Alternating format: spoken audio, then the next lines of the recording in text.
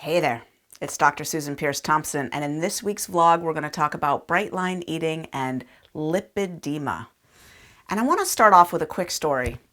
I was 10 years old, probably, walking down Geary Boulevard in San Francisco with my dad. My dad, who was always very philosophically inclined, and he looked consumed by something. And I said, "Daddy, what's wrong?"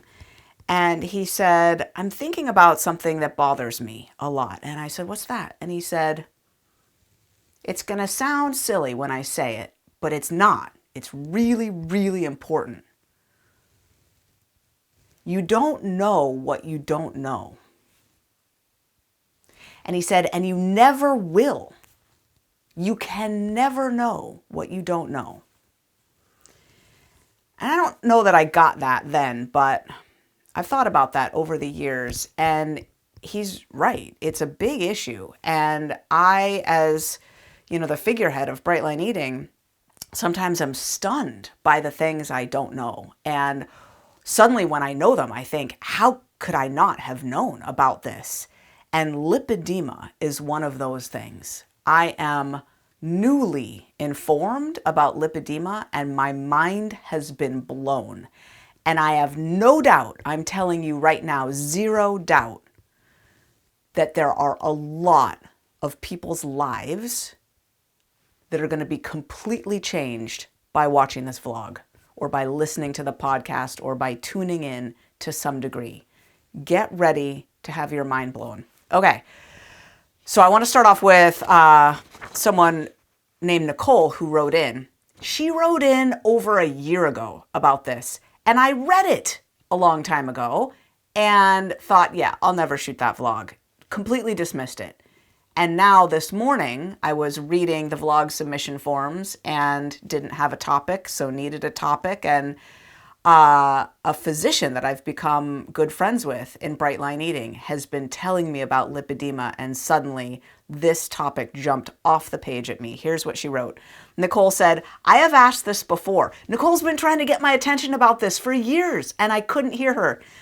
I have asked this before, but I would like you to dive into the reasons why Bright Line Eating would be a very good food plan for those with lipedema. Those with lipedema are looking for an anti-inflammatory food plan," which you have. And I have a whole lot of information on this. I love your program, and I've come back to it as a lady with lipedema. I am happy to discuss my thoughts and experience with this, and I really think you're missing out on an entire market at the moment, because anyone diagnosed with lipedema has been told that the best programs are keto or carnivore. Your program is a better fit. I've been a fan of yours since 2017. I've asked many questions on this subject to your reps, but nobody wants to touch it. I'm happy to be a spokesperson and know of another lady that's big in the lipedema community that has also gone with your plan over others. I think this will be a great vlog, as I know women with lipedema are always searching on the internet for the best diet solution that fits their lifestyle. Well, Nicole, I finally heard you. Thank you for your patience with me. And the reason that I didn't pick this up sooner is that, okay, let's be real. There's, 150, 15,000, I don't know how many medical conditions, right? And I'm not a doctor. And so I resist talking about specific medical conditions because I don't feel qualified. I'm not a doctor. And there's so many of them, right? And so it's just a subject I like to leave for people to discuss with their physicians. In this case, though, I didn't realize how much lipedema was related to fat and stubborn, resistant fat loss, which is very much a Bright Line Eating topic. I'll get back to your dietary suggestion in this vlog, Nicole, but I just want to start off with, what is lipedema? Lipedema is characterized by a certain kind of fat. It's a fibrotic, connective tissue, inflamed sort of fat that's not metabolic fat. It's not standard adipose tissue. And it doesn't behave like standard adipose tissue. It behaves completely differently. Lipedema is painful fat, and it often feels textured. Like if you feel it, it feels like there's rice or walnuts or pearls or something under the skin, and it bruises easily. If you have lipedema in your arms, the blood pressure cuff is excruciatingly painful. That pressure is really hard. If you have lipedema in your thighs, it hurts for a cat to walk across your lap. You don't want to put kids or grandkids into your lap. It hurts. And that fat is inflamed as well, and it doesn't respond to regular dietary measures. It doesn't respond to caloric deprivation, even to bariatric surgery. In terms of fat loss, it doesn't respond well to GLP-1 medications, although GLP-1 medications might be helpful for the anti-inflammatory properties. And it looks like the tirzepatide version, as in particular, can be helpful a little bit, but not really for fat loss. So people in bright line eating who have lipedema might be experiencing frustratingly slow weight loss that doesn't make any sense. When we see someone come in to bright line eating at 300 pounds and get on our weight loss food plan, they typically lose a lot of weight really fast. And I've wondered over the years, what is going on with these folks every now and then that come along that are 300 pounds, get on a bright line eating food plan and hardly lose any weight, or they lose weight very, very slowly. It just doesn't add up. It never has. And a long time ago, I knew people in the 12-step world who would just dismiss people who weren't losing weight at the standard pace and say, oh, they're just lying. They're eating outside their food plan. They say they're sticking with their food plan, but they're not. And I would think, I don't agree. I don't agree. But I didn't know what an alternate explanation could be. So where does lipedema come from? Well, annoyingly, we don't know. But we do have some things to say about that. It seems to be genetic. It runs in families, and it affects female bodies. It's related to estrogen somehow. Almost exclusively female bodies. And actually, current estimates are that 11% of women might have lipedema. It develops in stages, so, mild, moderate, and then severe. And it tends to get worse or start around big hormonal changes. So puberty is the classic time when it would start, but also pregnancy, potentially perimenopause, menopause, birth control pills. These sorts of shifts can be instigators for the onset or worsening of lipedema symptoms. So what do you do about this if you have lipedema? Well, the fat is, it's stubborn, it's resistant. Some of the treatments that are more non-invasive include certain types of drainage massage, compression, anti-inflammatory diets. So this is where Nicole's comment comes in. I don't, is bright line eating a better diet than keto or carnivore or other options?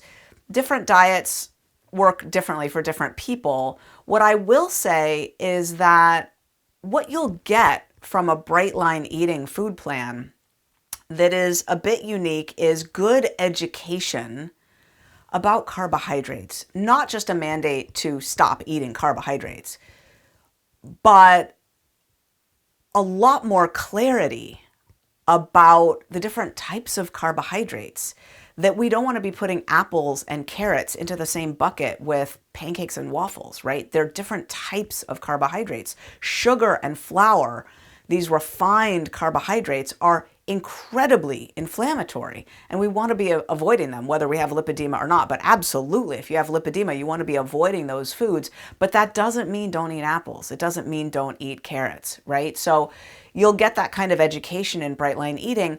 You'll also get a food plan and education that supports you in adherence long term, because really for most people, they know roughly what they should be eating. What they have a hard time doing is sticking to it long term. And a lot of that has to do with something we call the willpower gap around here. And we overcome that through automaticity, and our plan is automatizable. It's actually set up for maximal habit formation. so that you end up sticking with your food plan like you brush your teeth, like just something that is routine. It's automatic. It just happens as a normal course of the day. And other food plans are actually anti-automatizable. They resist habit formation because you're having to track and count things throughout the day if you're trying to keep, for example, carbohydrates under a certain number of grams, or because they eliminate carbohydrates to such an extent that the carbohydrate appetite kicks in. There are 5 distinct appetites. Appetite for carbohydrate, protein, fat, calcium, and salt. An appetite being a system that drives consumption of food. And so you don't actually want to eliminate carbohydrates. It's actually a setup for binging on carbohydrates later, which a lot of people discover. So anyway, yeah, I think Bright Line Eating is a great food plan to use for lipedema, but you're going to want to get more information than that. I think that I also want to mention that there are other treatments for lipedema, in particular surgical treatment, like a particular form of liposuction that removes the lipedemic fat directly from the body. And it's not standard liposuction. Like, you need to work with a surgeon who's experienced in the removal of lipedema tissue. Like, that is a particular form of surgery. So there's a whole range of treatments, from less invasive to more invasive, obviously. And yeah, it's a major topic. For the people in Bright Line Eating who haven't, as of yet, had any explanation for their slow weight loss or their long plateau or their body's stubborn resistance to taking off weight, I hope learning about lipedema will at least help drain away some of the shame, some of the frustration, some of the confusion that might be layered on top of the underlying challenge. It doesn't take away the challenge itself, but at least knowing that you're not wrong, you're not flawed, you're not making it up, you're not deviating in ways that are extreme. You have a condition called lipedema, and it's worth getting it checked out and partnering up with a medical expert in lipedema and discovering what your options are, and having a lot of compassion for yourself, because this is a whopper of a condition. And that fat that is frustrating is, it often looks pocked and like cellulite. I also just want to say, you don't have to have a very big body to have lipedema. Lipedemic fat tends to accumulate in the lower half of the body, but it can also accumulate in the arms or the abdomen. And you don't have to be large to have it. You might be large, but you might not. And there's degrees of severity, and there's different locations on the body where it can be. And you'll learn all this if you go to just a standard lipedema website for some basic information. So get yourself educated, give yourself a lot of compassion. And what I want to do here is I want to open the topic for discussion. I'm guessing you're going to have a lot of questions. I have a lot of questions. I think this is such a fascinating topic. And 11% is not a small number, right? Like, that is a massive number. And so what I want to invite you to do is to click the link below if you have a question.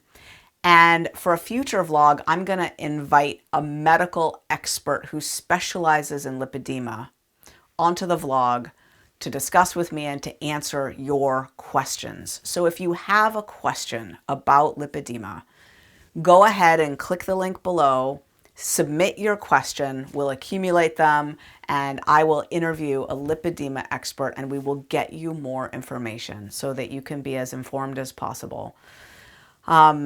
Yeah, and if you have mastermind buddies, Gideon Games team members, etc., who are experiencing unusually slow weight loss, suggest that they get checked out for lipedema.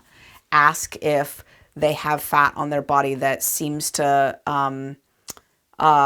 be different in these ways. Bruises easily, excessively painful, looks like cellulite or pockmarked, has the texture underneath the skin of rice or pearls or walnuts, right? That type of fat is not standard fat, and it doesn't respond to dietary intervention in the same way. Yes, it's good to be on an anti-inflammatory diet for it, but you're not going to lose weight in that type of tissue the way you would lose adipose tissue just through dietary restraint. So it's just good to know that that's a thing.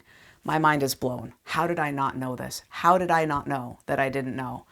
So thank you to the physician who turned me on to this. Thank you to Nicole for suggesting that I shoot a vlog on this. I do think a Bright Line Eating food plan would be worth trying for all the reasons that I said if you have lipedema. Yeah, let's keep this conversation going in our community. If you have a question, click the button down below, submit your question, and we'll talk about it a little bit more on a future vlog. That's the weekly vlog. I'll see you next week.